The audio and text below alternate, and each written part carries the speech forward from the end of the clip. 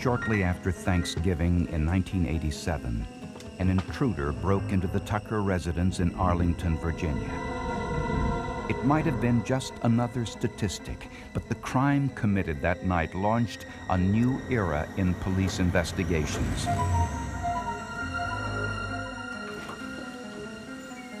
This is how DNA evidence and psychological profiling helped catch a serial killer and set an innocent man free.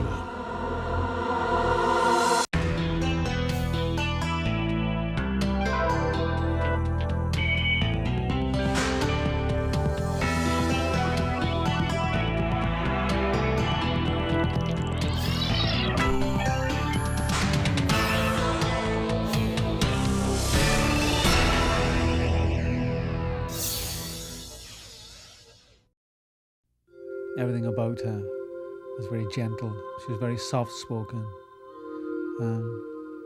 Just had this amazing softness about her, this human quality. 44-year-old Susan Tucker was a publications editor who worked for the United States Forestry Service. She was spending the Thanksgiving holiday alone since her husband Reggie was out of the country in Wales on a business trip. Neither of us could put the phone down. We kept saying, "I love you."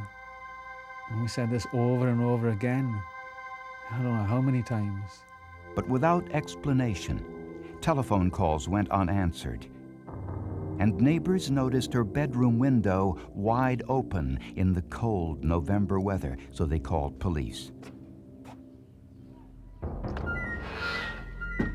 As they approached the front door, they noticed it was ajar. Inside, a woman's purse was lying on the foyer floor. I arranged a call on the Monday. Couldn't get an answer, just rang. Tucker. I rang again. I rang again. I don't know how many times I rang. Susan Tucker's badly decomposed body was lying face down on the bed. She had been dead for 4 or 5 days. Her hands were tied behind her back, her feet were tied, the head hanging over the side of the bed almost. She had been strangled and possibly raped. It appeared that the killer more than likely was inside the home for quite some time. I mean, it wasn't just a very, quick in and out type of a situation. Many of the drawers had been, ransacked, had been gone through. When Reggie Tucker first heard the news, he was devastated. She said, "Sir, I've got bad news." And I knew it. I just knew it at that point. I just, my whole world just fell away. Detective Joe Horgus of the Arlington Police Homicide Unit was quickly assigned to the case. His task wouldn't be easy. For one thing, the killer had been careful. He had worn gloves and left no fingerprints. Hey, this has been wiped clean. It had been raining on the night of the murder, and he meticulously cleaned the area around his point of entry. He's smart enough to know that footprints, which is what we would have gotten from that, would maybe come back to haunt him, which kind of tells you maybe some past experience on burglaries. Police collected the sheets, nightgown, and the large sleeping bag which covered Susan Tucker's body to look for possible blood and semen stains. They found hairs on the bedding around Susan Tucker's body, in the bathroom sink, and on a washcloth discovered outside on the clothesline. And they gathered shards of broken glass from the basement window. Everything was taken to the forensics lab for analysis, but perhaps the most important clue was also the most obvious: the rope and knots used to strangle Susan Tucker. The police were convinced they had seen this killer's work before. 3 years earlier, a 34-year-old lawyer named Carolyn Hom had been raped and strangled in her home only 4 blocks away from Susan Tucker. The killer entered the Hom residence the same way, through a basement window, and tied his victim using the same knots. And it's not a common occurrence, not common at all, to see victims killed by using ligatures to strangle them, ropes tying up victims. It's really quite rare.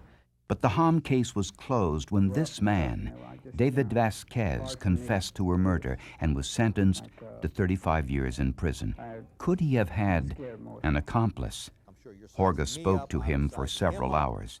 And from the way he was talking and everything and answering my questions, I didn't think he knew a damn thing about Carolyn Hom's murder. While Detective Horgus began his search for Susan Tucker's killer, 100 miles away in the capital city of Richmond, police there were investigating a series of murders shockingly similar. The body of 35-year-old Debbie Davis was found inside her South Richmond apartment. She'd been raped and strangled. In less than a month, 2 young women had been raped and strangled in their homes just a few blocks from each other. In each case, there was a forced entry with the murderer entering by cutting the screens and entering through an open window. Each victim was strangled. Both victims were white, between the ages of 30 and 35 years. 2 weeks later, he struck again, this time a 15-year-old girl raped and strangled in her bedroom while her family was sleeping. All 3 had been bound, raped, and strangled with rope. The knots were identical to the ones used in the Arlington cases. Detective Horga suspected that the killer of Susan Tucker was the same man who murdered Carolyn Hom and the 3 women in Richmond. If Horgus was correct, a serial murderer was loose on a 100-mile killing spree. Detective Horgus believed the man who raped and strangled Susan Tucker had also murdered Carolyn Hom 3 years earlier. Horgus also believed the same man was responsible for the 3 rapes and murders in Richmond, 100 miles away. The Richmond police weren't so sure. I mean, they have 3 murders that were within a couple miles square radius, I'm guessing, or maybe even less, that, you know, and now we're trying to say that 100 miles away, we're trying to link something to theirs. It's like, hey, get out of here. I mean, this is a local guy. Horgus was a man, he was the perfect man for this case because he was obsessed. He knew something was wrong. Author Paul Moniz wrote a best-selling book entitled Stalking Justice. It profiles the rapes and murders of these 5 women and the history-making investigation which followed. Joe Horgus is motivated by the hunt. He's not a guy who's obsessed by issues of right and wrong, except for his own internal moral compass, which tells him if there's an innocent man in prison, I don't care if we got the guilty guy, we got to get the innocent man out. And he was determined to get this guy. But if Horgus was right, that all of these murders were connected, he needed proof. For that, he turned to the forensics lab, where scientists were examining the stains found on Susan Tucker's nightgown and bedding. I found 4 semen stains, and when I analyzed the sleeping bag, I found 1 very large semen stain. I typed all of those stains. The semen came from an individual with type O blood and a PGM1 enzyme profile. Although this matched 13% of the population, it also matched the semen found at the Carolyn Hom murder scene. Next, they turned their attention to the hair found at the Tucker crime scene.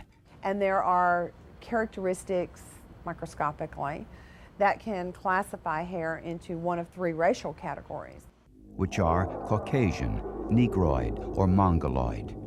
The hairs found at the Tucker crime scene appeared to be pubic and did not appear to be from the victim or her husband.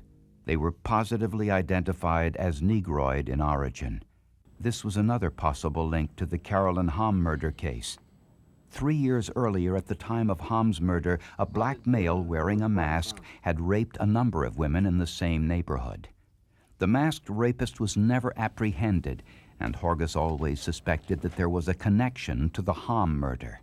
Actually, the same day that Carolyn Hom's body was found, another girl, lady, was in her house, and this black male with a mask and a knife burglarized her house, got her, and actually he did some sexual activity with her. The Richmond police and later the Arlington police both sought help from the FBI's Behavioral Science Unit in Quantico, Virginia.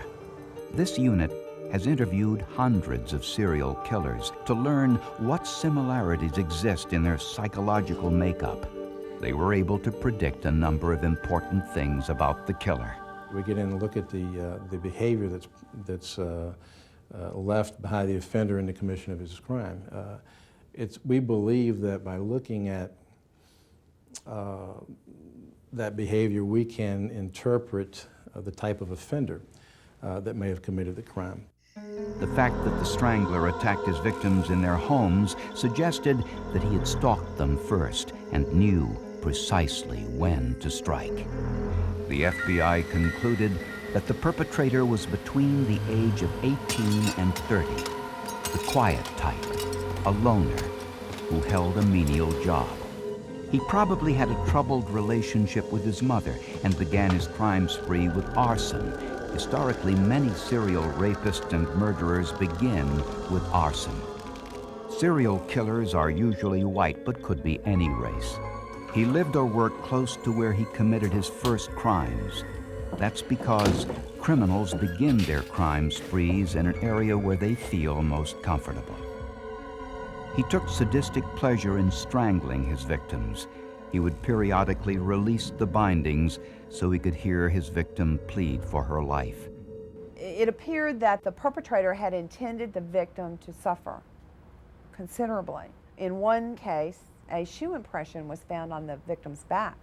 These women were obviously first just terrified to the very bone, and then were systematically sexually assaulted, and you know, at the end, and it's not clear whether they were dead when he did this or alive, but he also masturbated on his victims. And it was these semen samples which would prove to be extremely important pieces of evidence. I can remember our prosecutor, Helen Fahey, a couple of days after the murder, asking me if this was going to be a DNA case. And I'm kind of, I don't know. I mean, we don't even know what we had got yet. In 1987, when Susan Tucker was murdered, DNA evidence was still in its infancy. The first time DNA evidence was used in a criminal case was only a year earlier in England, when DNA from a semen sample was used to convict a bakery worker with the rape and murder of two 15-year-old girls. Horgus decided to try this new DNA testing, sending the semen stains from Susan Tucker's nightgown to the Life Codes laboratory in New York. Forensic scientists were concerned that the samples may have degraded or been contaminated. You basically isolate the DNA, you cut it up, you generate profiles or patterns, and you then generate these patterns on a piece of X-ray film. So it's like a picture of the DNA. And when you then compare these pictures, and the components are the same in the two DNAs, that would indicate that they're from the same source. The final results from the DNA tests would take up to 10 weeks, but Detective Horgus still didn't have a suspect. Detective Horgus suspected that the same individual who raped and murdered Susan Tucker and Carolyn Hahn 3 years earlier was the masked rapist who was committing crimes in the same area but was never caught. So Horgus drove out to an area of Arlington known as Green Valley, the area where the masked rapist committed his first assaults. The FBI told Horgus that rapists usually commit their first crime close to home. If the first rape was the first rape for this guy, then he would have lived around there, and that was very crucial to me because I didn't know that. And as he drove through Green Valley, Horgus tried to recall the names or faces of likely suspects, young men he'd run across over the years who came from that area. And it just so happens that Detective Horgus started to focus on this one juvenile he had dealt with or remembered him. He just couldn't place the name. And all I could remember was Timmy. I could see his face. I remembered the approximate time period and everything that I remembered him from, but I couldn't remember his last name. So we were running all these names through the computer, seeing when they'd been locked up and released. And suddenly he just came in and he said, Spencer, Timothy Spencer, that's the name. and I saw where he was arrested on January the 29th, 1984, which was 4 days after Carolyn Hom, her body was found. Spencer's history unfolded. In trouble as a teenager, he had a string of burglary convictions, and even more surprising, just as the FBI predicted, Spencer had first drawn police attention for arson, for setting fire to his mother's car. He was presently in a halfway house in Richmond. Well, wow, that's exciting now. Spencer was on probation, living in this halfway house just a short distance from where the Richmond murders took place. And according to house records, Spencer had been signed out during the Thanksgiving holiday, visiting his mother in Arlington, the week Susan Tucker was murdered. The fact that he got out of prison 2 weeks before the first murders down in Richmond, the fact that he was available for every murder, the fact that he came to Arlington when he did for our murder. And the FBI was correct about another important detail. Spencer lived in the area where the first rape was committed. And that happened over there. And at the time, Timothy Spencer was living down here over this hill. In his mother's house, barely a mile from the homes of Carolyn Hom and Susan Tucker. On January 20th, 1988, police arrested Timothy Spencer. Within hours, they had collected a blood sample, some of his hair, and confiscated his clothing for forensic analysis. The clothing was scraped down for removing any debris, and once that debris was collected, it was taken to a microscope. Several dozen particles of glass were removed from the debris that was removed from his clothing. The glass fragments were of particular interest to the police. After police recovered glass particles from Spencer's clothing, they were examined forensically to see if they matched glass from any of the victims' homes. One technique is called glass refraction analysis. By shining light from different points on the spectrum through the particles, the characteristics of the glass can be plotted on a graph, in effect measuring how the particles bend light. If you stick the pin into the water, which is more dense than the air, it bends the light. What we're doing with the glass particle basically is measuring how much the light is bent in and we call it refractive index. They compared the glass fragments found on Spencer's clothing to the glass particles taken from the broken window at Susan Tucker's home. We were able to say that that glass that was removed from Spencer's clothing either came from that particular pane or that particular source of glass, or another source of glass that had the same optical characteristics. When scientists completed the DNA analysis of the semen stain found at the Susan Tucker crime scene, they made a chilling discovery. And I remember pulling out an X-ray film from the developer and holding it up from these two separate cases and being bombarded immediately that the patterns I'm seeing are the same. I'm seeing the same profile on this case from one county versus this case from a second county, which says to me that the same person's involved in both of those incidents. It really gave you chills up and down your spine to see something like that. Horgus was right all along. The semen sample from the individual who raped and presumably murdered Susan Tucker matched the semen stains from the murders in Richmond. There were 7 hairs that were consistent with his. There was a glass fragment that was consistent with his. His family couldn't provide him with a complete alibi for the entire weekend. And finally, Timothy Spencer's blood DNA was compared to the semen samples from the crime victims. Once we got a sample from Mr. Spencer to test, we generated a profile that was the same as the profile we got from the evidentiary samples. We had a frequency of occurrence of greater than 1 in a million.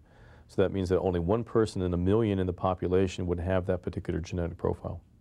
And starting with the first result, the blood type, it was a match, it was a match, it was a match, it was a match.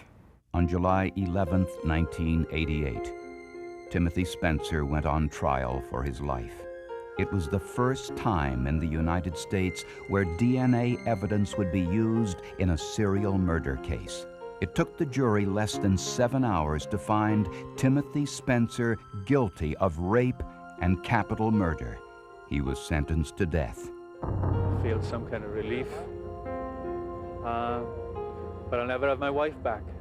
You know, that's really the bottom line. Is I'll never really feel happy. I can't feel happy about somebody being guilty of raping and murdering my wife. I can't feel happy about that.